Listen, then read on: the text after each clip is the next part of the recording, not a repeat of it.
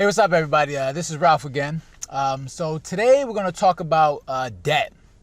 All right. So I'm going to talk about how I was able to get rid of $30,000 of credit card debt. I know a lot of people are probably struggling with debt and trying to find ways of how to pay it off, making it feel like a mountain of just stress on your back. But I'm just going to talk quickly about how I was able to, how I acquired this debt and how I was able to pay it off. So let's first talk about how I got the debt. So back in like 2010, I purchased a condo, lived in there about 4 years. Then got to the point where I wanted to sell it. If you ever lived in a condo, you know all the things you got to deal with when it comes to condos, condo fees. People living in it is just it's just a whole bunch of mess that you don't want, stress that you don't want to deal with. So it got to a point where I wanted to sell it, and because of the area where I lived, it was hard finding buyers, especially because the way the management, the way they manage their money. Like nobody really wanted to purchase, really wanted to get into that condo because the way they managed the condo was just a mess. The finances were all messed up and everything. So I wanted to sell it. I was a desperate seller. So I hired a realtor, and she was having trouble finding buyers. I was like, look, if you can sell it for less than what I'm asking for, that's fine. So they eventually found a buyer, but the thing is, they found it for like $20,000 less than what I owed on the mortgage. I was like, you know what, whatever. I'm just trying to get rid of it, trying to be done with it, do it. So I had to come up with the cash to pay off, the rest of the debt. So I got to a bank and I was able to, get the $20,000, and some of it was in credit cards, not credit cards, but some of it was like, a bank loan, it was a credit line. And then I used also some credit card, some cash from my credit cards to make up the difference on the 20,000. So, because I was like, you know what, I'll do it because I'll pay it off. I'll pay it off in like a year or two. But so I eventually got it sold and I had this debt. But then like a year later, it got to a point where I was tired of my job. and if anyone knows me, working a 9-to-5 just wasn't for me. If you want to take a look, I have a previous video that talks about, why a 9-to-5 job wasn't for me. But eventually I quit my job, and then, I was working odd jobs. So it was tough to pay off the loan as quickly as I wanted to. So then it got to a point where, working these odd jobs, you can't, I'm still able to make the monthly payments, but I wasn't able to get rid of the loan as quickly as I wanted to. So, I'm working these odd jobs, and then, you're still making the monthly payments, acquiring all this interest. I was like, damn, I got to try to figure out how to get rid of this debt. So I read this book. So all right. So there was 3 purchases that helped me change the way I thought about money. All right. So there's this one book from Robert Kiyosaki, the author of Rich Dad Poor Dad. I'm sure a lot of you are familiar with it. If not, I would recommend getting that book. But he had this one book called The Cash Flow Quadrant. I'm not going to go into detail what it's about, but there was this one part in the book where he talks about paying yourself first. So he talked about how he had all this debt, and let's say his monthly payments were like $200. He said he would pay the $100, and then he would keep the other $100 to himself. In my mind, I was like, yo, you can't do that. Like, you got to make sure you pay your bills on time. You want to make sure your credit is good.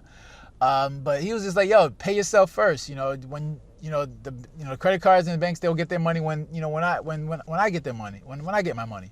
So I was like, you know what? All right, let me at least try it. So let's say my monthly bills, bills were like $400 on these bank loans. So I paid like $200, and then the other $200 I would keep to myself. So I did that once, and I was like, you know what? That wasn't that bad. So I was like, it got to the point where I was like, you know what? Like, why pay the $200? Why not pay nothing? Why pay any of it? And I know a lot of you thinking like, yo, what the hell are you doing? You gotta pay the bills, or it's gonna hurt your credit. But there's a reason why I did it. So like I said, there was 3 purchases that kind of changed the way I thought about money. One of those purchases, to go back, those 3 purchases were made because my credit card was about to get maxed out. So I was like, you know what?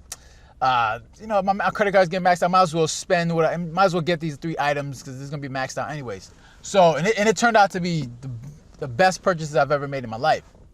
So that first purchase, was a PlayStation game. That's not a good purchase, but it was something, just to entertain me. I bought MLB The Show 2015. So that was the first purchase. The second purchase was this game called Cash Flow. So remember I told you that I read the book Cash Flow Quadrant. There was also a game called Cash Flow 101. It's a board game. It's pretty much like Monopoly on steroids. And I would recommend everyone get that game. That thing would teach you so much about money, how to manage money. I would recommend it. It's probably like $80 on Amazon. So I bought that game, and then my last purchase was a membership to this affiliate marketing program. It's like a training. It's an online training tool that teaches you about affiliate marketing, making money online. So I purchased that, and that was for like $350. So I was like, let me make these purchases and just see how it goes. Like, I put them all on my credit card. I was like, hey, if it doesn't work out, I just, the credit card pays for it, right? So it turned out I played that game. And I played the cash flow game, and it teaches you about how to manage money, how to get out the rat race. So basically how to, acquire assets. Let's say your monthly bills are like $3,000 a month. Obviously, in order to pay those bills, you gotta work your job.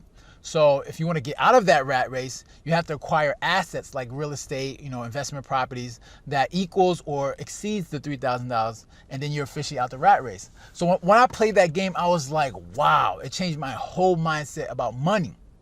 So I cut down all my expenses where it got to a point where the only thing I had was gym membership and my student loans. I'm not even going to include the student loans in that $30,000 of debt. And for those of you that are thinking like, you had $20,000 of, you took out $20,000 for your loan, how to get up to $30,000? Well, I mean, there was also other debts with credit cards and stuff like that acquired the $30,000. So in total it was like $30,000.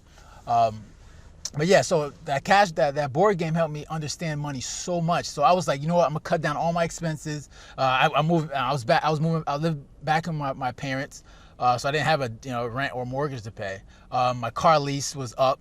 I stopped paying that. So basically all I had to do was pay my school loan, which was like $100 a month, and my gym membership, which was like $26 a month. And so like I said, when I joined that program about affiliate marketing, from there on, I was working. That was a program to work on an online business. So from there, I cut all my expenses down, and I was like, you know what? In order for me to pay off these loans, I'm gonna have to build a business and make some money. So I stopped paying those credit card bills. I know it's not the moral thing to do, but I had to do what I had to do. I wouldn't recommend anyone else do it, but it's something that I decided to do because I know I'm accountable for what I do. So, I was like, you know what, I'm gonna work on this business, and once I start making money from the business, then I'll figure the whole debt situation out. So, eventually, so that was back in 2016 when I made those purchases. So I started my business. So basically 2 years later, 2018, I started making money from these businesses. All right. So now this is how I was able to pay off.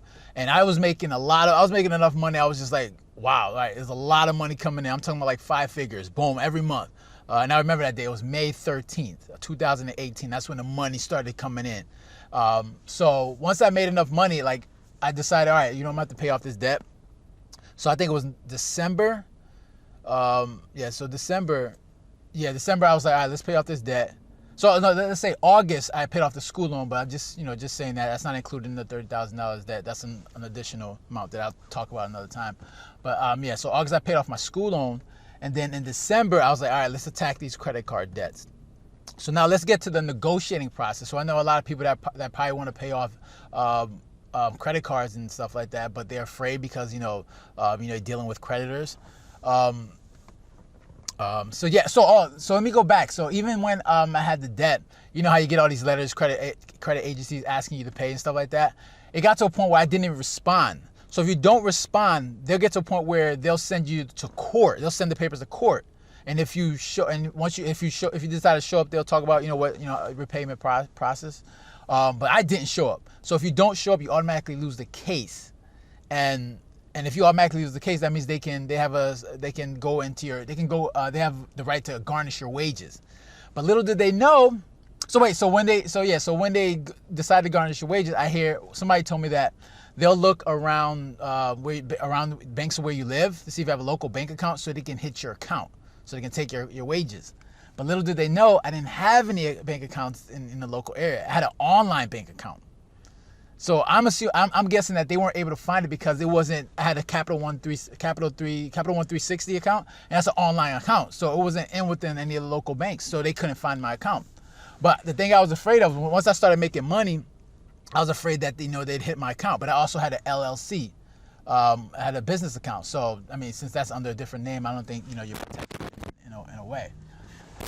So yeah, so they weren't. So I didn't have to worry about any money being taken from my account. But I was like, you know what? I got this fear in the back of my mind that my money's gonna be taken. So let me call these people up and negotiate a settlement plan. So and I know a lot of people are afraid to like talk to these these creditors because they can be aggressive, right? But the thing you need to understand about these creditors, like you have rights. You have rights as a customer. Even if they send you to court, you can still get to a point where you're like, all right, I don't make any money, so I mean they can't just garnish your wages. But obviously that debt is still there and it's hurting your credit. But you have rights where you can, there's things you can do where you can clean up your credit. You can call these people up, negotiate, and negotiate a payoff plan, or you could negotiate a payment plan. But so once I had all that money in there, I was like, all right, let me call these people up and figure out a way we can pay this off. So I called each and every one of them up, and like I said, I owed $30,000 total. I was able to call them up and negotiate and pay. I ended up paying a total of like $14,000. So, I mean, there's ways of doing it. There's ways. I mean, it hurts your credit. It stays on your credit. But the crazy thing is, at that point, like say back, like in 2014, when my credit cards got maxed out. Even though my credit score was like at 560 at that point. But the thing is, if you don't acquire new debt, the funny thing is your debt can somewhat increase as long as you don't acquire new debt, even though you have debts that aren't being paid. The crazy thing about credit is weird. Like it's how they want to see how you manage, even though you have debt. But if you're not acquiring new debt, it's kind of a good thing. But still, my credit score was like 560, 580, which is crap. So eventually, I called them up. Instead of paying the $30,000, I paid $14,000. That stays on your credit for like 7 years. But once I paid that off, my credit score shot up to like 650. So I was like, all right, I paid it off, even though it's still a negative on my account. It still helped my credit score, so it got up to like 650. So yeah, so now, because of that game, I manage my money so much better, and because I haven't acquired new debt, and I make sure, like, even though I still have credit cards now, but that's after time when my score got better, I got new credit cards, but not that I pay off every month now. But so playing that game, Cash Flow 101, helped me understand money so much better. All right, now I make sure that if I don't have the money, so basically what I'm talking about is now that my goal is to acquire assets, all right, and I won't increase my expenses unless I increase my income, and that's through investments, real estate, stocks, businesses, and believe it or not, my credit score is now like in the 730s. So it takes time, but like if any if a lot of people, if any of you guys are like struggling with credit card debt, just know that you can get out of it. All right. I know I wouldn't recommend anyone just say not pay their bills, but that is a method, as long as you understand that it is going to be hit on your credit card, your credit score. But the thing about credit is that it can be repaired. All right. So if you're someone that's trying to find a way to repair, like trying to figure out your whole credit situation, what I did is I stopped paying, and once you stop paying, they'll send you to credit agencies. And then you can negotiate with them as long as you come up with the money. All right, as long as you come up with the money, you can negotiate. So if you owe like $30,000, you can get it reduced and negotiate with these people and get it off for 50%. It's going to be a hit on your credit. You will have to pay an income on that the amount that's been paid off that you didn't pay. You'll have to pay that in your taxes. But there is a way, like to get rid of credit card debt. I know it's intimidating, but just understand that you do have rights. As a credit card user, these people in the creditors, they try to intimidate people, but you have rights, and And if you're trying to figure it out, like, you know, how to pay off debt, there are ways you can do it. So hopefully this helped you out. Hopefully I didn't ramble on too much. It's my second video, so this is definitely an experience, and I'm learning. If you liked what you heard and you got any questions, don't be afraid to leave a comment in the bottom.